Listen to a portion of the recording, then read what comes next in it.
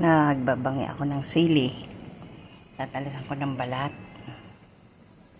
Tapos, pag naalisan ng balat, lalagyan ng olive oil. Ayan po. Ayan na, masarap yan. Kahit kainin ng puro. Tapos ako may nilagang manok. Ayan, lalagyan ko ng sibuyas. Yung pa ang pambangi kong sili.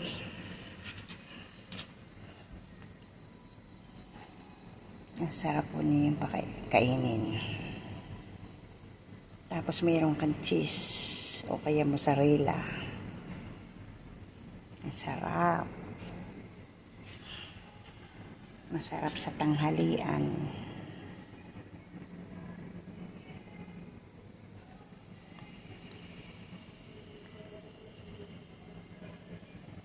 Yan. Ayan lang ako nakaisip magbangi ng sili. Ngayon lang ako nakaisip magbangi ng sili. Dahil yung ginawa kong atsara, puro sili yun. Pula at dilaw, saka berde. Tinira ko yan, kako babangi ko nga.